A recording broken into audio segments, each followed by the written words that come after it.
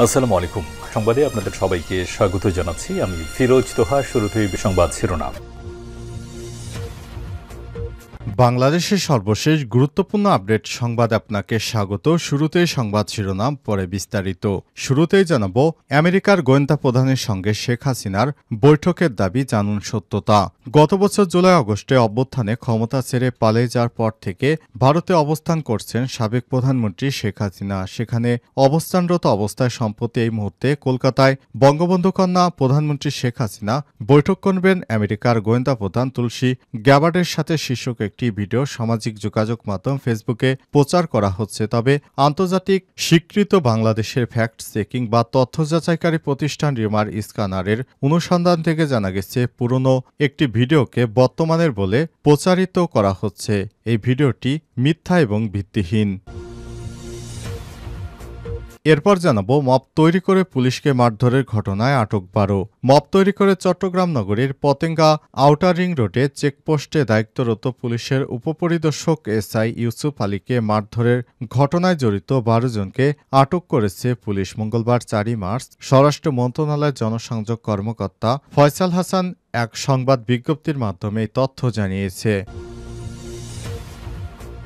এদিকে মোহাম্মদপুরে কিশোর গ্যাংয়ের কুখ্যাত গডফাদার আরাফাত গ্রেপ্তার। রাজধানীর মোহাম্মদপুরে সেনাবাহিনীর অভিযানে কিশোর গ্যাংয়ের কুখ্যাত গডফাদার শিহাব হোসেন শয়ন ওরফে আরাফাতকে গ্রেপ্তার করেছে যৌথ বাহিনী।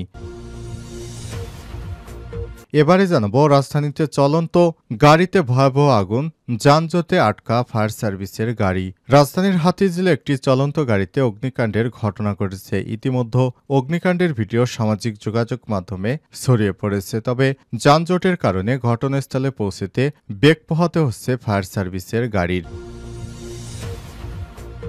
এদিকে উপদেষ্টা পরিষদে যুক্ত হচ্ছেন ডক্টর এম আমিনুল ইসলাম। শিক্ষা উপদেষ্টা হচ্ছেন প্রধান উপদেষ্টার বিশেষ সহকারী অধ্যাপক ডক্টর এম আমিনুল ইসলামের শপথ গ্রহণ আগামীকাল 10টায় বঙ্গভবনে অনুষ্ঠিত হবে। এবং সর্বশেষ জানাবো, খালেদা জিয়ার শারীরিক অবস্থা আগের চেয়ে ভালো বললেন তার ব্যক্তিগত চিকিৎসক ডাক্তার এজেডএম জাহিদ হোসেন। বিএনপির চেয়ারপারসন ও সাবেক প্রধানমন্ত্রী বেগম খালেদা জিয়ার শারীরিক অবস্থা আগের চেয়ে অনেক ভালো জানিয়েছেন তার ব্যক্তিগত চিকিৎসক ডাক্তার এজেডএম জাহিদ হোসেন। প্রিয় দর্শক, এতক্ষণ শুনছিলেন সংবাদ শিরোনাম, এবারে বিস্তারিত।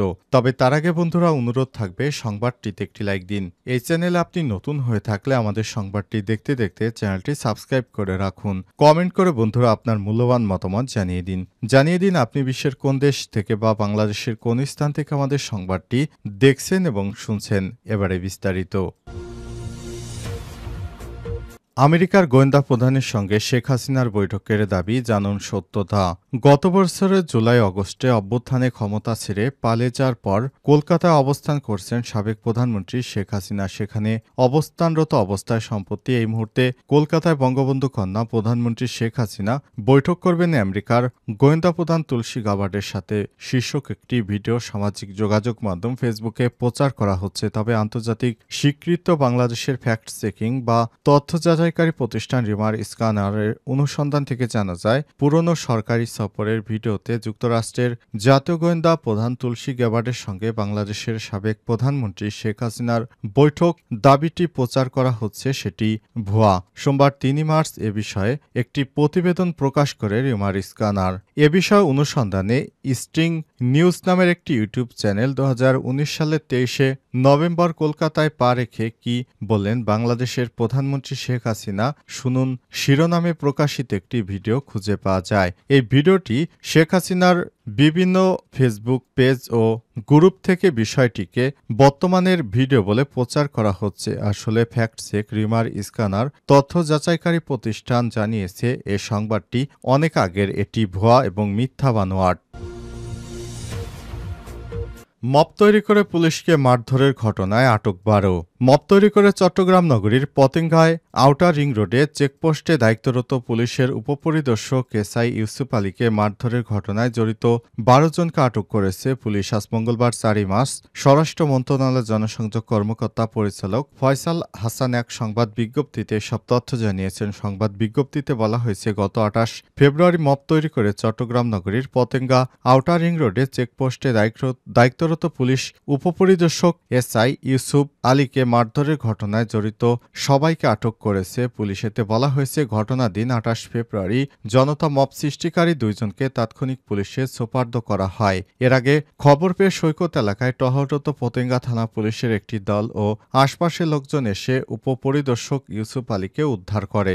গত শনিবার রাতভর অভিযান চালিয়ে এই ঘটনায় জড়িত আরও ১০ জনকে গ্রেপ্তার করে পুলিশ। সব মিলিয়ে এই ঘটনায় জড়িত সবাইকে ১২ জনকে গ্রেপ্তার করা হলো। পুলিশকে হেনস্তর ঘটনায় পতেঙ্গা থানায় দ্রুত বিচার আইনে একটি মামলা দায়ের করা হয়েছে। গ্রেপ্তারকৃতরা পতেঙ্গা সি বিচে ত্রাস সৃষ্টি করে এসআই ইউসুফ আলীকে হেনস্থাসহ মোবাইল ফোন, মানিব্যাগ এবং ওয়াকিটকি ছিনে নেওয়ার ঘটনায় জড়িত। এই ঘটনায় এছাড়াও তারা মাদক সেবন ও ছিনতাই কাজে জড়িত। স্বরাষ্ট্র মন্ত্রণালয় এই মর্মে সবাইকে সতর্ক করেছে যে কেউ যেন আইন নিজের হাতে তুলে না নেয়। মবের প্রতিটি ঘটনায় জড়িতদের আইনের আওতায় এনে বিচার করা সরকার বদ্ধপরিকর বলে জানিয়েছে স্বরাষ্ট্র মন্ত্রণালয়।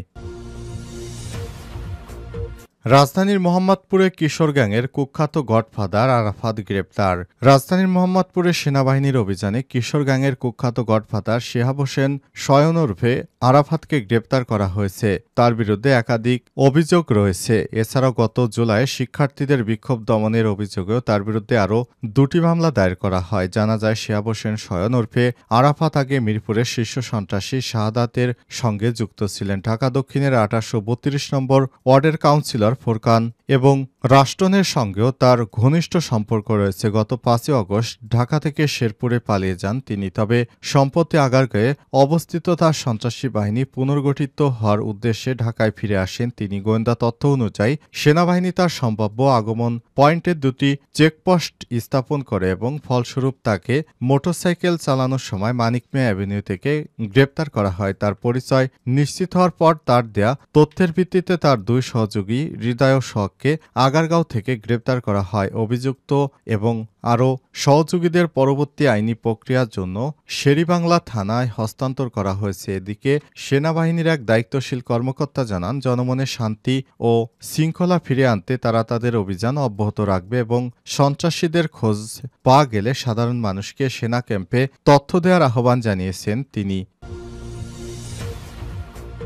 রাজধানীতে চলন্ত গাড়িতে আগুন, যানজটে আটকা ফায়ার সার্ভিসের গাড়ি। রাজধানীর হাতিঝিলে একটি চলন্ত গাড়িতে অগ্নিকাণ্ডের ঘটনায় ইতিমধ্যে অগ্নিকাণ্ডের ভিডিও সামাজিক যোগাযোগ মাধ্যমে ছড়িয়ে পড়েছে। তবে যানজটের কারণে ফায়ার সার্ভিসের গাড়ির পৌঁছতে দেরি হয়।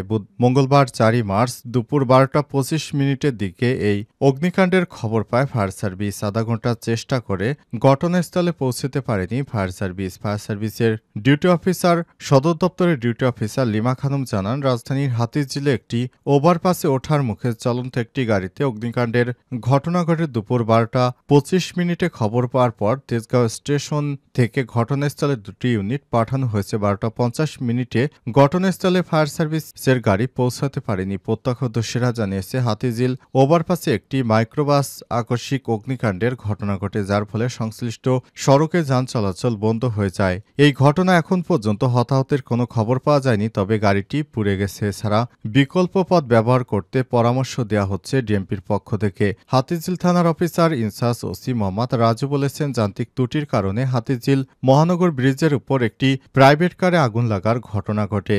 আগুন লাগার খবর পাওয়া মাত্রই ফায়ার সার্ভিসের কর্মীরা এই স্থানটিতে এসেছে। তবে তীব্র যানজটের কারণে ফায়ার সার্ভিসের গাড়ির আসতে বেশ সময় লেগেছে। এ কারণে গাড়িটি অগ্নিকাণ্ডের হাত থেকে বাঁচানো যায়নি। এই ঘটনার কারণে কোনো হতাহতের ঘটনা না ঘটলেও গাড়িটি পুড়ে গেছে।